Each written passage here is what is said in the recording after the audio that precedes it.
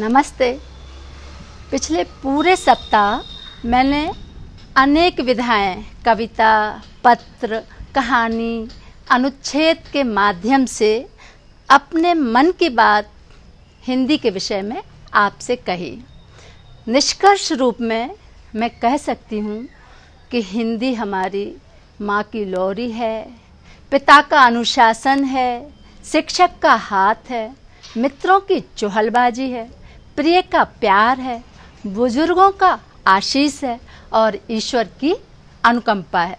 इस देववाणी को ना किसी सप्ताह की ज़रूरत है और ना किसी दिवस की आवश्यकता है।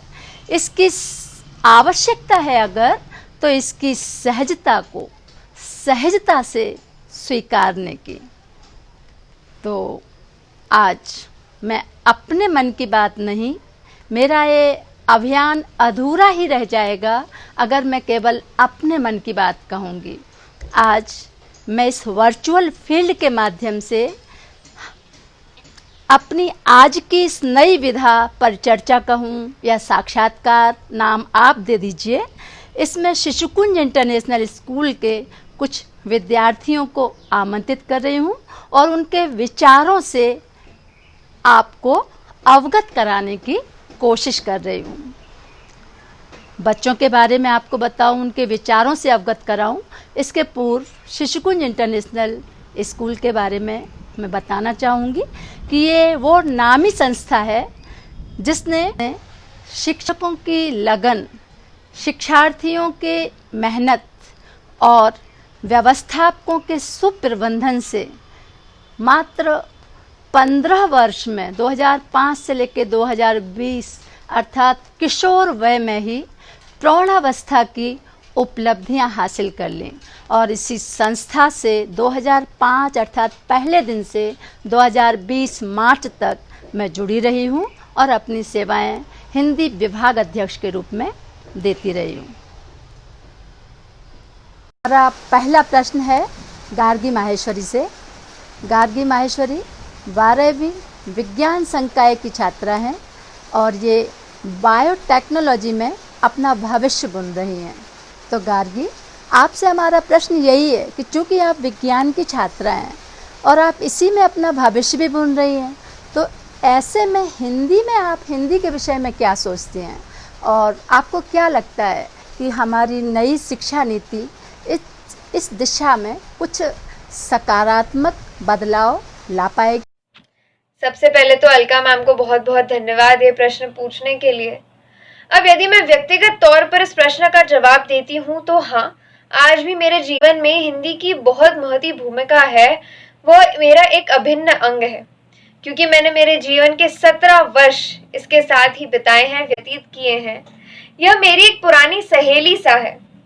लेख पढ़े हैं, कविताएं पढ़ी हैं, कहानियां सुनी हैं, कविताएं स्वयं रची भी हैं। तो यह तो हुई मेरी बात। अब यदि मैं इस नव युवा पीढ़ी की बात करती हूँ तो हाँ, इस बात पर कोई ऐतराज नहीं है कि हमारे सिर पर हिंदी को बचाए रखने की जो महती जिम्मेदारी थी, हम उसे भूल गए हैं। वो कहते हैं ना, हम मॉडर्नाइज हो रहे हैं। अब रही बात हमारी नई एजुकेशन पॉलिसी की, तो सच पूछिए तो मुझे लगता है कि यह उतनी कारगर नहीं होगी क्योंकि यह जो वेस्टर्न सिविलाइजेशन है उसने हमारे देश में ऐसे घर कर लिया है, ऐसे जाल में बांध लिया है कि इससे बाहर आना बड़ा ही मुश्किल होता जा रहा है। परंतु हमें यह भी पता है कि जहाँ चाह है वहाँ राह है। यदि हमें संस्कृत, हिंदी पढ़ानी होगी तो हम पढ़ा लेंगे, रास्ते खोजने होंगे तो हम खोज लेंगे, परंतु उसके लिए प्रयास जरूरी है क्योंकि जहाँ प्रयास नहीं होती वहाँ आस नहीं होती। इस नई जेन जी जनरेशन को बस इतना ही कहना चाहूंगी कि जैसे वो चीनी अपनी चाइनीज भाषा को सर्वप्रथम रखते हैं, तुम भी भारत माता की इस भाषा को सबसे ऊपर रखो। सही कहा गार्गी आपने।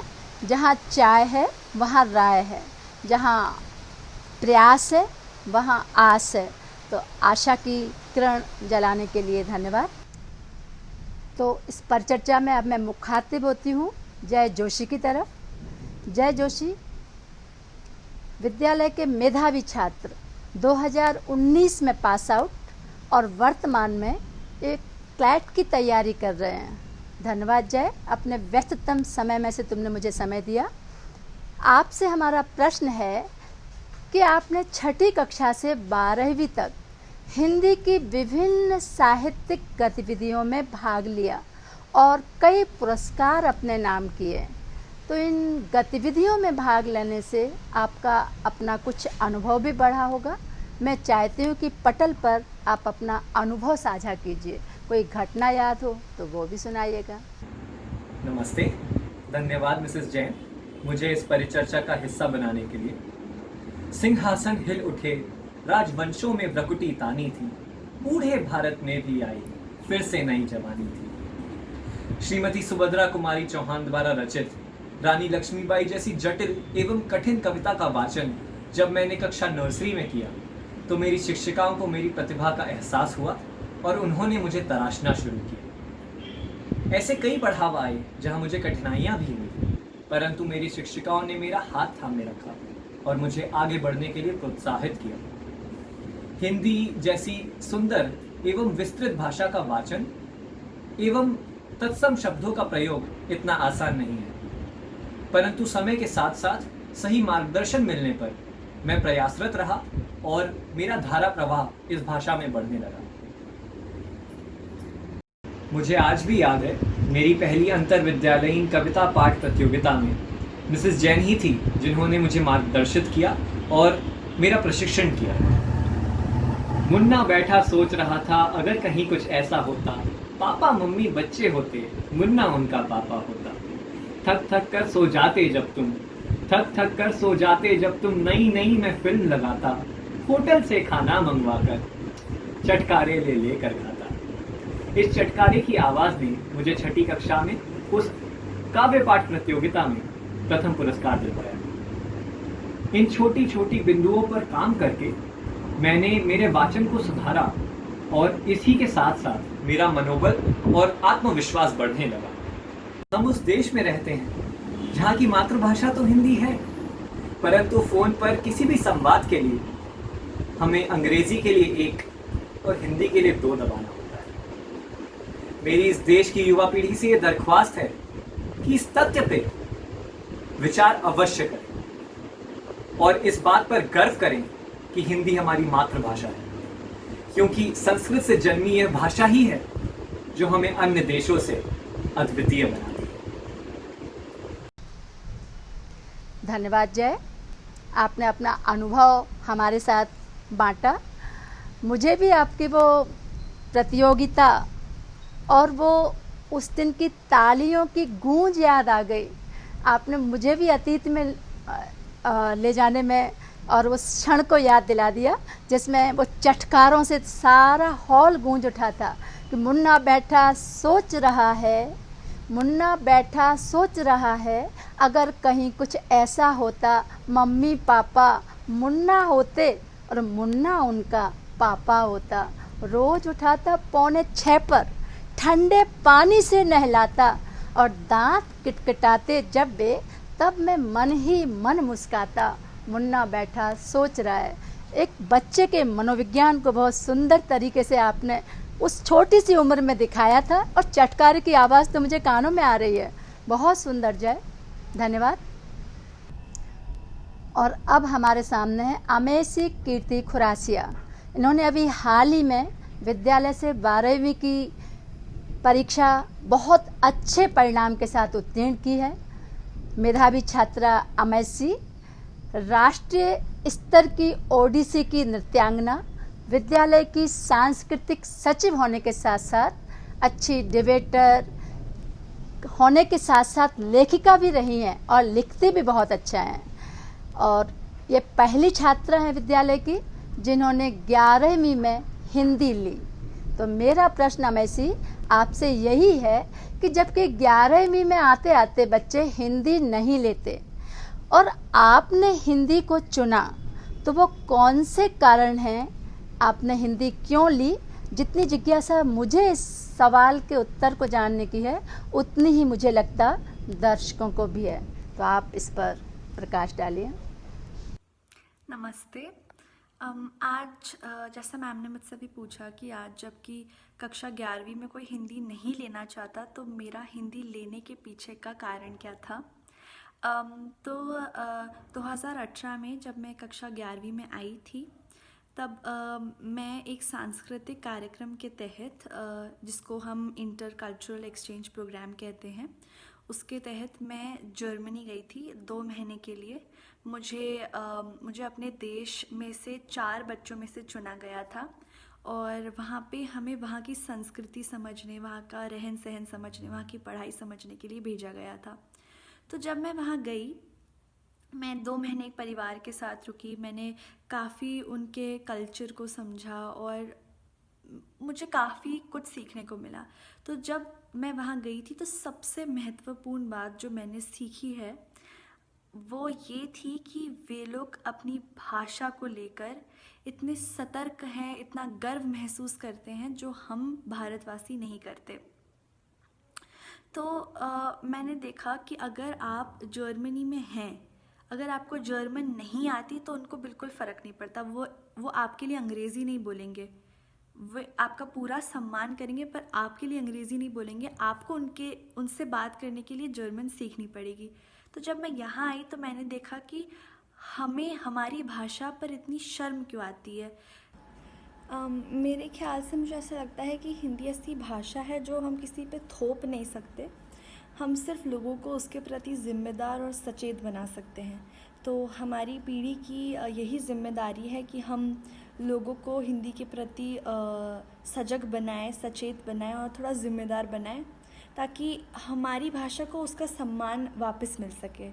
तो बस मुझे यही कहना है कि हमारी ज़िम्मेदारी इतनी सी ही बनती है कि जो सम्मान हमारी भाषा खो चुकी है वो हम उसको लौटा दें। बस इतना सही।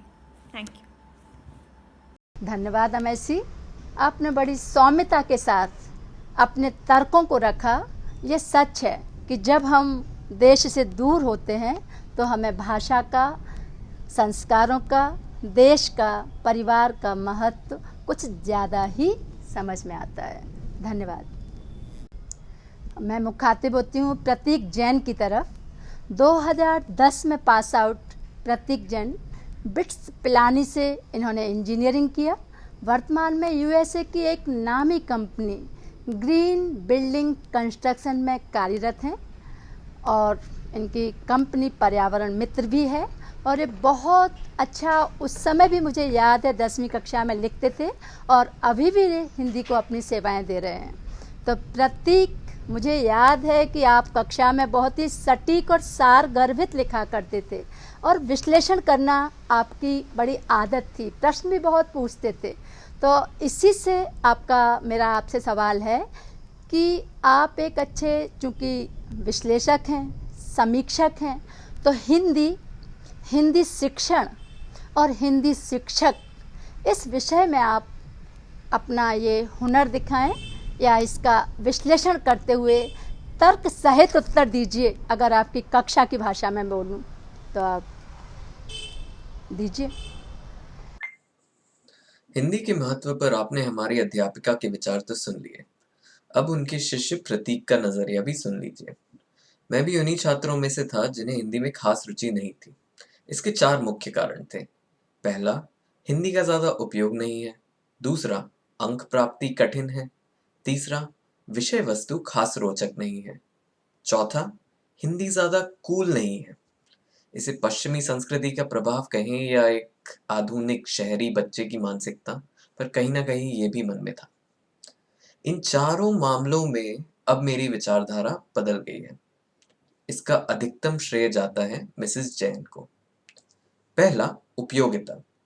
अगर आपको लगता है कि आपके दफ्तर में, कागजी कार्यवाही में हिंदी का इस्तेमाल कम है, तो पहली बात तो दक्षिणपंथी सरकारों के चलते वो ट्रेंड भी बदल रहा है।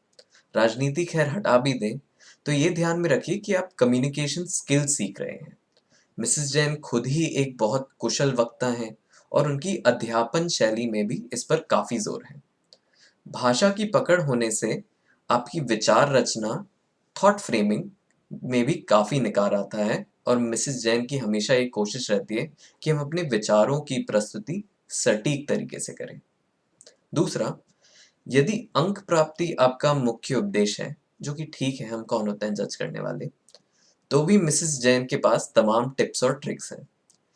एक उदाहरण जो मुझे याद आ रहा है वो ये है कि जब हमें एग्जाम में दोहे के अर्थ और महत्व लिखने होते थे, तो मैंने एक बार 2 पंक्तियों में एक दोहे का अर्थ लिख दिया था, जो कि 6 नंबर का सवाल था। तो मिसेस जैन ने मुझे बाद में आके बोला कि प्रतीक, तुमने अर्थ तो एकदम सटीक लिखा है, लेकिन 6 नंबर मैं तुम्हें 2 पंक्तियों के लिए कैसे दे दूं? वहां परिधि ने 2 नंबर के लिए पूरा पेज लिख दिया है। तो ये एक छोटा सा उदाहरण है और मुझे परिधि के बारे में ज्यादा बात नहीं करनी चाहिए, तो मैं अगले पॉइंट पर जाता हूँ, जो है हिंदी रोचक कैसे बनाई मिसेस जैन ने। हिंदी विषय के जो 3 मुख्य हिस्से हैं, साहित्य, व्याकरण और लेखन। तो पहला है साहित्य। तो उसमें कहानियां तो सबको पसंद होती हैं, लेकिन पाठ्य पुस्तक में पढ़कर सबको नींद आ जाती है। मिसेस जैन की खास बात यह है कि उन्हें ग्रामीण जीवन का भी अनुभव है और उनकी मानसिकता शहरी है। तो इन दोनों का समन्वय मिसेस जैन की विशेष खूबी है। तो अपने ग्रामीण जीवन को कनेक्ट करके मिसेस जैन कहानियों को और रोमांचक बना देती थी, और जो लेखन के असाइनमेंट्स होते थे उस पर वो टिप्पणी हमारी विचारधारा के अनुसार देती थी। और जहाँ तक व्याकरण की बात है, तो उसमें पहली बात वो लॉजिक पर ज़्यादा जोर देती थी, और दूसरी बात यह है कि वो उर्दू और इंग्लिश के शब्दों को भी हमें इस्तेमाल करने देती थी, और ये जो एक रेखता का कॉन्सेप्ट है वो उसका भी जश्न मनाती थी। चौथा, हिंदी मुझे कूल तब लगने लगी जब मैं कॉलेज में पहुंचा, जहां मुझे देश भर से लोग मिले और उन सबको लगा कि मेरी हिंदी कितनी अच्छी है। अपनी निजी काबिलियत से ज़्यादा मुझे अपनी भूमि इंदौर पर गर्व महसूस हुआ, और ये भी लगा कि अच्छी हिंदी बोलना तो हमारी पहचान का हिस्सा है। वैसे मेरे विचारों और राष्ट्रवादी विचारधारा में ज़्यादा तालमेल नहीं है, पर हिंदी एक ऐसी चीज़ है जिसके द्वारा वो भावनाएं मुझ में उमड़ती हैं, और इसमें सबसे बड़ा योगदान मिसेस जैन का है। तो मिसेस जैन का मैं बहुत शुक्रगुजार हूँ कि उन्होंने मुझे हिंदी में सक्षम बनाया और हिंदी का महत्व भी मुझे सिखाया। वाह प्रतीक, आपने जो लिखने की कला होती है वो कैसे टू द पॉइंट बोला जाता है। हाँ, इसमें तो आपने मेरी तारीफ़ कुछ ज़्यादा कर दी, जो अगर आप इंडिया में होते, भारत में होते, तो मैं आपको मना करती, लेकिन चूंकि आपने उधर से मुझे लिखा है, इसलिए मेरा बहुत बहुत आशीष, शुभकामनाएं। ऐसे ही हिंदी के लिए कार्य करते रहना और ऐसे ही अपना प्यार दिखाना। धन्यवाद प्रतीक। आज की ये परिचर्चा हमारी समाप्ति की ओर है, और अंतिम कड़ी के रूप में मैं आमंत्रित करती हूँ परिधि जैन को। परिधि जैन, इन्होंने भी शिशुकुंज इंटरनेशनल स्कूल से 2010 में पास किया 12th, और मेडिकैप से इंजीनियरिंग की डिग्री ली, और एक अच्छी कंपनी के जॉब को छोड़कर अपने पसंद की फील्ड फोटोग्राफी को चुना करियर के रूप में, और बहुत कम समय में एक मुकाम हासिल किया। तो मेरा प्रश्न परिधि आपसे यही है कि देश से लेकर विदेश तक, स्कूल से लेकर कॉलेज तक, देश से लेकर विदेश तक, यहाँ तक कि अपने करियर फोटोग्राफी में भी आपने हिंदी प्रेम को तो दिनों दिन बढ़ता ही पाया, लेकिन वही शुद्ध और साहित्यिक हिंदी से आपको गुरेज है। ऐसा क्यों, बताइए। नमस्ते, बहुत ही अच्छा प्रश्न है मैम। हिंदी मुझे पसंद भी है और शुद्ध हिंदी से मैं दूर भागती हूँ। बिल्कुल सही। तो हिंदी मुझे क्यों पसंद है? क्योंकि शायद वो हमारी मातृभाषा है। शायद बचपन से ही मैंने हिंदी सुनी है, मम्मी पापा से, बहन भाइयों से, दोस्तों से हिंदी में ही बात की है, हिंदी ही सुनी है, हिंदी ही बोली है। हिंदी मुझे एक स्वतंत्रता देती है अपनी बात अच्छे से अभिव्यक्त करने के लिए, अपने ख्वाब देखने के लिए। अगर मुझे इंग्लिश में भी कुछ बोलना हो या लिखना हो तो पहले मैं हिंदी में सोचती हूँ और फिर उसे किसी दूसरी भाषा में बदलती हूँ। शायद इसलिए मुझे हिंदी पसंद है। हिंदी में जिस तरह बात दिल को छू जाती है, उस तरह मेरे लिए किसी और भाषा में नहीं, इसका ये मतलब नहीं कि मैं किसी और भाषा को या किसी और लैंग्वेज को बिल्कुल तवज्जो नहीं देती, बिल्कुल भी नहीं। जब मैं यूएस गई, जब मैं यूएस कुछ महीनों के लिए रही वहाँ पे, तब मैंने वहाँ पे भी देखा कि वे लोग अपने ट्रेडिशंस को, अपने कल्चर को बहुत महत्व देते हैं, बहुत ज़ोरों शोरों से मनाते हैं और बहुत गर्व से उसके बारे में बात करते हैं। तो फिर हम क्यों हिंदी बोलने में झिझकते हैं? हमने क्यों इंग्लिश को एक फैशन स्टेटमेंट बना रखा है, मुझे नहीं पता। और शायद अमेसी ने भी ये बात कही कि जब वो जर्मनी गई और जर्मन से वापस इंडिया लौटी, तब उन्हें भी अपने भाषा और अपने देश से और अधिक प्रेम हो गया। वैसे ही कुछ मेरी कहानी है। फोटोग्राफी में जिस तरह मैं लोगों के भावनाओं को तुरंत अपने कैमरे में कैद कर पाती हूँ, उसी तरह कुछ मेरे लिए हिंदी भी है कि मैं अपने दिल की बात किसी भी विषय पर, अपनी जो मैं महसूस करती हूँ, मैं वो सरलता से कह पाती हूँ। अब रही बात कि मैं हिंदी के शुद्धता से, हिंदी के कठिन शब्दों से क्यों इतना दूर भागती हूँ, तो शायद ये सिर्फ मेरी नहीं, हर बच्चे की कहानी है। मैंने शायद अपने उत्तर में भी काफ़ी अंग्रेज़ी शब्दों का प्रयोग किया क्योंकि वो मुझे सरल लगा और मैंने अपनी बात भी कह दी। तो मैं इतना ही कहूँगी इस पर्टिकुलर विषय पर कि क्या सिर्फ कठिन शब्दों का प्रयोग करना, क्या सिर्फ भारी भरकम हिंदी के शब्द बोलना ही उस भाषा के प्रति प्रेम जताना है? आशा है आप लोग समझ गए होंगे कि मैं क्या कहना चाह रही हूँ।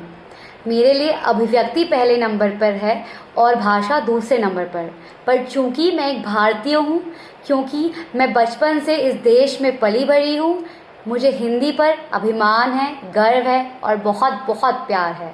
धन्यवाद। बहुत अच्छे तरीके से आपने इन बिंदुओं को लिया और मुझे लगता है कि हमारे जो आज के श्रोता और दर्शक हैं, जिन्होंने इस परिचर्चा को देखा, उन्होंने नव युवकों के विचारों को देखकर, सुनकर इस एक निष्कर्ष तो निकाला होगा कि हिंदी का भविष्य हमारे सुरक्षित हाथों में है। हमारे नव युवक, हमारे विद्यार्थी, हमारी नई पीढ़ी हिंदी से प्रेम करती है, लेकिन उन्हें किसी भी भाषा में या व्यक्ति में भी कठोरता पसंद नहीं। वो खुद फ्लेक्सिबल हैं और वो यही फ्लेक्सिबिलिटी भाषा में भी चाहते हैं और व्यक्ति में भी। तो हम सब इस नई पीढ़ी के नज़रिए से हिंदी को देखें और आगे बढ़ें। हिंदी प्रेम का एक तरीका ये भी होगा। जय हिंदी, जय भारत। तो एक बार मैं फिर गार्गी, अमेसी, परिधि जैन, जय जोशी और प्रतीक जैन का आभार व्यक्त करती हूँ, जिन्होंने अपने व्यस्ततम समय से मुझे समय दिया, वीडियो बनाकर भेजे और अपने विचारों से सबको अवगत कराया। धन्यवाद।